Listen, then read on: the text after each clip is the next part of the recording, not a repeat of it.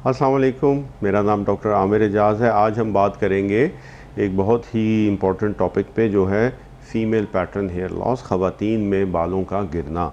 Almost हर खातून आजकल बालों के गिरने की बीमारी या वहम में मुब्तला है। तो मैं इसके बारे में कुछ आपको चीज़ें बताऊंगा कि वाकई क्या बाल गिर रहे हैं, क्या इलाज की ज़रूरत है, या आपके बालों की केयर ठीक करने से वो ठीक हो सकता है आपका मसला। ख़वातीन में बालों के गिरने की बहुत सी वजह हैं। सबसे पहले तो आपने ये देखना है कि आपके बालों की जो केयर आप करते हैं वो किस किस्म की है। यहाँ हम सिर्फ उन हेयर लॉस की बात कर रहे हैं जो डिफ्यूज़ होता है, सारे सर में से बाल गिर रहे होते हैं, कोई पैच ही नहीं होता, जगह जगह छोटे छोटे से बालों के एम्प्टी स्पेसेस नहीं बन जाते, जिसको हम बालचर या एलोपेशिया एरिएटा कहते हैं। या इसके अलावा और किस्म के कई किस्म के हेयर लॉस हैं जो कि इनका इलाज सिर्फ आपको डॉक्टर के पास ही जाना पड़ेगा। और हम बात कर रहे हैं सारे सर में से बाल गिर रहे हैं, बाल थिन हो रहे हैं, कम हो रहे हैं, पतले हो रहे हैं, फ्रिजी हो रहे हैं।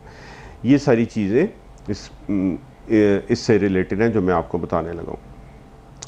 तो बालों की केयर आप कैसी कर रहे हैं, आपने ये देखना है कि आप बहुत ज़्यादा एक्सेसिव शैम्पू करते हैं, ब्लो ड्रायर यूज़ करते हैं, स्ट्रेटनिंग करते हैं, कर्लिंग करते हैं, पर्मिंग करते हैं, या आप पार्लर्स में जाके ट्रीटमेंट्स लेते हैं। मुख्तलिफ़ किस्म के हेयर ट्रीटमेंट्स होते हैं, तो इन सब के साथ आपके बाल डैमेज होते हैं। जितनी किस्म के महंगे से महंगे हेयर ट्रीटमेंट्स जो हैं वो भी अल्टीमेटली आपके बालों को डैमेज करते हैं और बाल टूट के गिरना शुरू हो जाते हैं। रूट्स पे उनका इफेक्ट नहीं है, लेकिन बाल ऊपर से टूटते हैं और बालों की थिनिंग शुरू हो जाती है।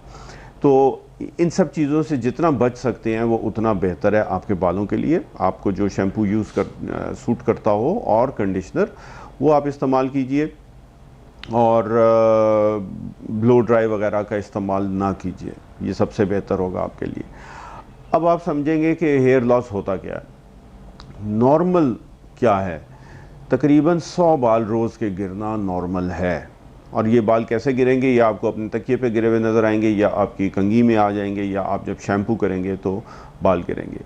और अगर कुछ लोग शैम्पू 3-4 दिन के वक्फे से करते हो तो 250 बाल तक भी जा सकते हैं उसमें।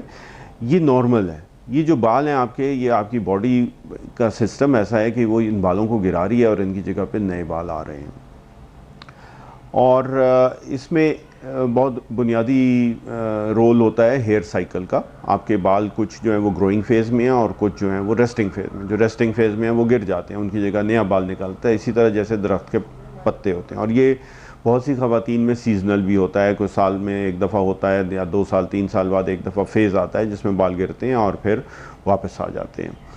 और इसके अलावा आपकी जीन्स इसमें बहुत इंपॉर्टेंट रोल प्ले करती हैं। कुछ लोगों के ख़वातीन की फैमिलीज़ में देखें तो बाल थिन होते हैं, बहुत ज़्यादा नहीं होते हैं, पतले बाल होते हैं और हल्के बाल होते हैं। तो आपको अपनी फैमिली की बाकी ख़वातीन को देख के अंदाज़ा हो जाएगा कि जेनेटिकली आपके बाल थिक हो सकते हैं या नहीं हो सकते। आपकी हेयर फॉलिकल्स ही कम हो, हेयर फॉलिकल नए नहीं बन सकते। अगर वो कम हैं तो आपके उतने ही रहेंगे बाल जितने हेयर फॉलिकल्स आपके पास हैं।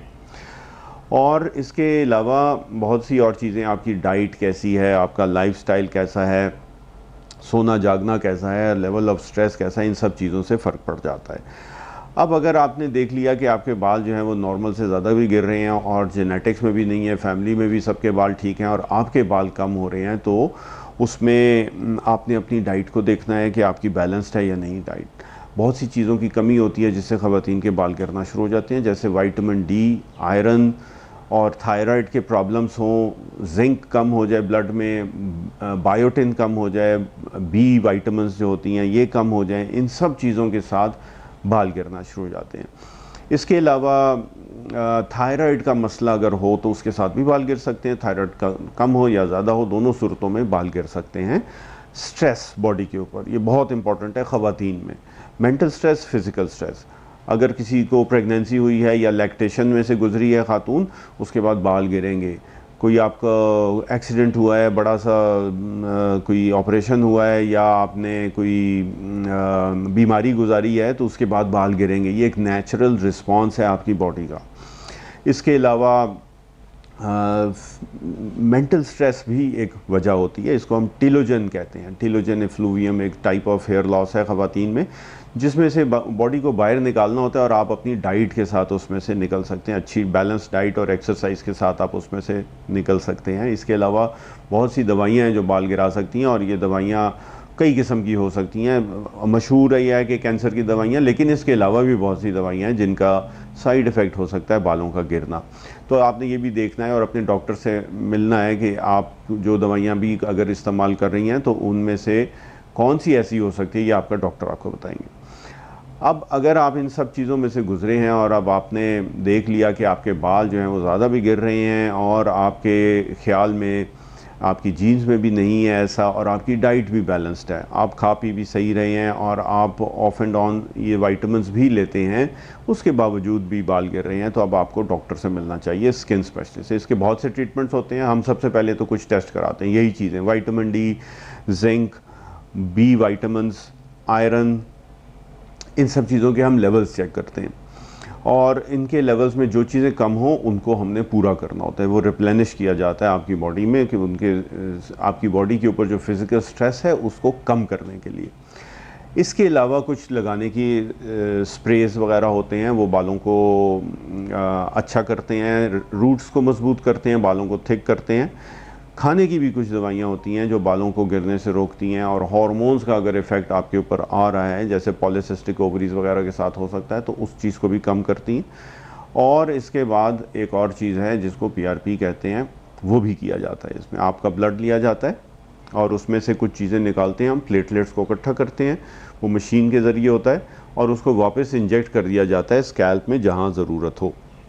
सुन करके करते हैं, पेनलेस प्रोसीजर है और बहुत इफ़ेक्टिव है, लेकिन हर एक में काम नहीं करता। कहाँ ज़रूरत है कहाँ नहीं ज़रूरत है, ये डॉक्टर ही फैसला करेगा कि आपको PRP कराने की ज़रूरत है या नहीं। और इसके आखिरी हल के तौर पे हेयर ट्रांसप्लांट भी किया जा सकता है ख़वातीन में। अगर आपके ख्याल में बाल बहुत ज़्यादा गिर रहे हैं और किसी चीज़ से फ़ायदा नहीं मिल रहा है, तो yes, hair transplant is also an option. उसके बहुत से स्पेशलाइज्ड सेंटर्स हैं, लेकिन वो कहाँ जाना है, क्या करना है, आप अपने डर्मेटोलॉजिस्ट से मिलिए, मशवरा कीजिए, और बहुत सोच समझ के ये फ़ैसला कीजिए कि लास्ट रिज़ॉर्ट के तौर पे आपको क्या हेयर ट्रांसप्लांट की ज़रूरत है या नहीं। ज़्यादातर ख़वातीन का मसला इन जो मैंने चीज़ें बताई हैं, अपनी केयर बालों की ठीक करने से, अपनी डाइट को सही रखने से, विटामिन्स को पूरा करने से, और टॉपिकल ट्रीटमेंट्स के साथ, यानी लगाने वाली चीज़ों के साथ आपके बाल ठीक हो जाते हैं। बहुत कम ख़वातीन हैं जिनको या PRP पे जाना पड़ता है, या कोई वेरी रेयरली ट्रांसप्लांट का सोचना पड़ता है। तो उम्मीद है कि आपको अपने बालों के गिरने की वजूहात जानने में आसानी होगी, और उसको मैनेज करना आपके लिए अब मुश्किल नहीं होगा। बालों का गिरने का एहसास भी एक बहुत बड़ा स्ट्रेस है, जिसकी वजह से भी बाल गिर सकते हैं। तो वंस यू नो कि आपके बालों के गिरने की क्या वजह है, तो आपका स्ट्रेस लेवल कम हो जाता है और बाल गिरने खुद ब खुद कम भी हो जाते हैं। आपकी स्क्रीन के ऊपर मेरा YouTube, Facebook और Instagram IDs आ रहे हैं, इसको फॉलो कीजिए और लाइक कीजिए। हमें कमेंट्स में बताइए और किस किस्म की आपको वीडियोस चाहिए, तो हम आपको वो पहुंचाते रहेंगे। आपके टाइम का बहुत शुक्रिया। अल्लाह हाफ़िज़।